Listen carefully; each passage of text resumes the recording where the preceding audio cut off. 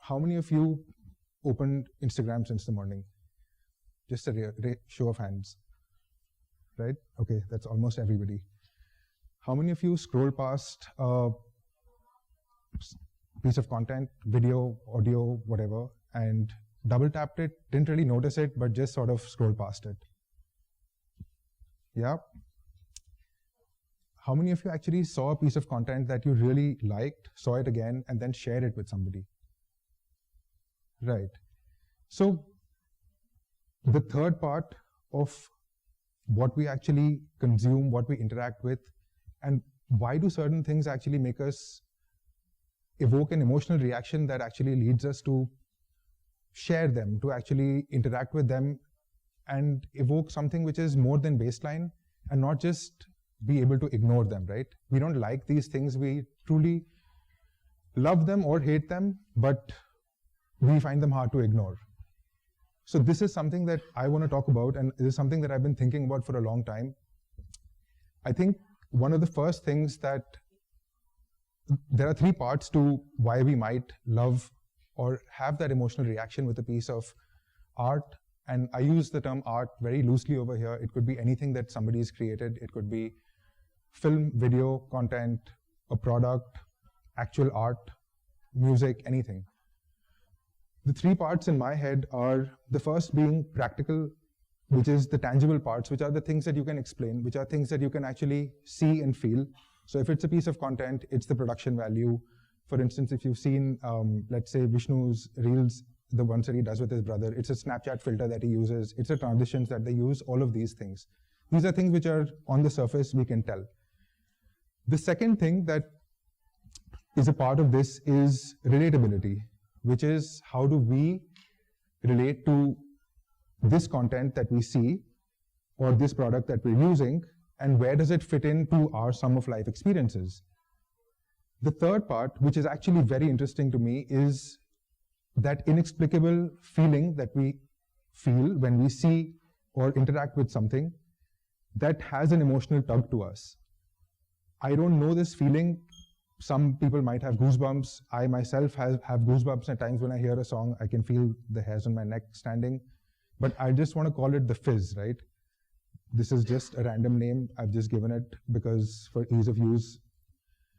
So every piece of art that evokes that fizz in us is something that is very interesting to me, because a very few percentage of the things that we use or consume every day actually manage to do that.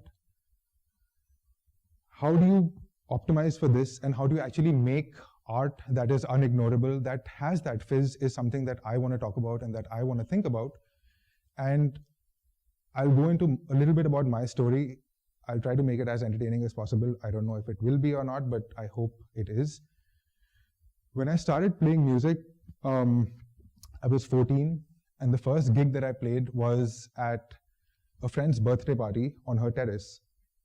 We were three friends who started playing music just because, and we had 2 weeks to rehearse. We did some poorly prepared renditions of Metallica and Nirvana songs, and we just went ahead and played our hearts out. Looking back, I'm pretty sure that we were technically or objectively pretty bad, to be honest, but we really didn't care. We just had a blast playing, and we just sort of gave it our all because we were just like, hey, somebody wants to hear us play, and that's what we wanted to do. So we went ahead, did that gig, and for all of the bad equipment, the no technical checks, whatever else it was, we think it turned out okay because everyone in the audience came to us and they were just like, hey, that was a great gig. To be fair, that was also an instrumental part of me actually getting a positive reinforcement to maybe go on and make music a career for a large part of my life, but we'll get to that later. As I progressed in my music career, I actually played at venues around the world. These were big venues with more than 10,000 people. There were small venues with 50 people. And I saw the same thing happening. the gigs that I had the most amount of fun in were the gigs that the audience seemed to enjoy the most. There was this inexplicable energy transfer, and I'm not going spiritual over here at all, although this might be linked to spirituality, but I'm looking at this from a purely logical and rational lens. There was this energy transfer, and if I on stage or the band on stage seemed to be having a good time, the audience automatically were willing to join us in that good time. I saw this across concerts, but most notably, even at a concert in Indonesia where I was playing with Parikrama. This is a rock and roll band, in case you guys haven't heard. We play loud music, right? And we were on tour in Indonesia, and the last leg of our tour was in Bali. Due to some confusion, the organizers of the event in Bali thought that Parikrama was a Bharatnatyam troupe. They booked an auditorium, and the audience that was supposed to come through expected a Bharatnatyam group to do dance. We were there playing rock and roll. There was no equipment on stage, but we walked on. We had one mic. I played drums on a dustbin, you know, that big bucket dustbin.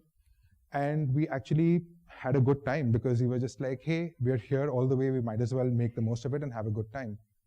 Funnily enough, an audience that did not understand too much of English, that came thinking that it was a Bharatnatyam performance, actually had a great time listening to us play rock and roll. I saw this also in the studio when we were recording music for a film that I was a part of called M Cream. I was playing drums, and I gave a few takes for one of the songs, and they were technically okay, but I didn't really feel it, and neither did my friends who were recording me. And we decided to keep going for no particular reason except that it just didn't feel right. And subsequently, we reached a take where I don't know what happened, and I just felt something inside me. I finished the take and I looked up, and both my friends were looking at me, and we instantly knew that this was the one. There were goosebumps, there was that fizz, there was something in the room, there was that energy in the room. I don't know what it was, but it was there for sure. And we decided to keep that take. It wasn't a technically perfect take. In fact, if you still go and hear that song, you will hear something off about it. But we optimized for that feel, we optimized for that fizz, and we learned to trust our intuition as we went along and managed to actually do pretty well with that. I see the same thing when I'm building products now, and I'd like to talk about Pause, which is the mental health platform that we built. It came from a very, very personal space where both me and Ankur, my co-founder, were in a very tough spot in 2020 with the onset of the pandemic. And we were in existential crisis number 1, 2, 3. We had no idea what to do, and we wanted to find a therapist. Couldn't find a good therapist, the platforms weren't working for us, and we decided to fix that problem on our own. Because it came from such a personal space, I think we were just really excited and really invested in building something that truly worked for us and that made us care about what we were doing. So at every step of the way, the only question that we would ask ourselves were, what would we like to see in a platform? What would we want to build? And that led to a lot of these fizz moments. I think that translated even to everybody who works with us today. I think that translated to all the psychologists that we work with. And at some level, I think it translated even to the people that come to us and use the platform. Any amount of, I wouldn't say success, but any amount of success that we got was, I think, had a large part to do with that feeling of that somebody cared, that honesty. And that is something that I think is what makes people truly love what we make and what we interact with. There is a reason why I think this happens, and I have a theory. It might be slightly cuckoo, but just hear me out. I think humans are very smart, and we have developed this set of heuristics that we use to make instinctual decisions. I think Daniel Kahneman spoke about system 1 and system 2, system 1 being that instinctive system that we use to actually make split-second decisions and it's that gut call. It's how we know whether something is right or something is not. And we can actually use that as a gauge to figure out whether we're being lied to or not. And honestly, nobody likes being lied to, right? And I feel like the products that we love, the art that we love, has that quality where it doesn't feel like it's lying to us. It has that quality where it feels very authentic, very, very original, very, very true to the creator that actually made it.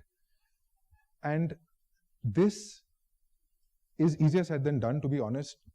I have been trying to optimize for this, and it's not been easy, because there has been a lot of this intellectualization of building, of creating, because there are now ways to hack the algorithm, there are ways to stick to a narrative, there are ways to actually build or do things which will get you traction or success or noticeability in the shorter term. It might even get you liked, it'll get you paid, you might get commercial success with it. But I don't think you'll create true lasting impact or even create something that people actually love. To do that, I truly believe that it's very difficult, because we have to actually be honest to ourselves. We have to access parts of ourselves that maybe we don't want to accept. We have to accept our flaws, our vulnerabilities, put them out in the world. And that's scary as hell, because honestly, who wants to be seen as somebody with flaws, right? Especially today. But I think that's the only way to build something which is true to ourselves, and to put in a part of ourselves into what we're building, to be able to connect with somebody, because that's the only way we'll build something that people truly love. If they can gauge that there is a part of me in what I do, it'll make them connect to me, and it'll just bring that love or hate, I don't know, but it will be unignorable. I'm not saying using frameworks or using systems approach to anything is bad. Sure, I think you should do that also, because at the end of the day, there are areas which could do well with a lot of that. But I think to truly make something that people love, you will have to inject a bit of yourself, because when you do, and when you put yourself out there for the world to see, is when you truly have a shot at making magic. And honestly, the world could do with a little bit more magic. Thank you.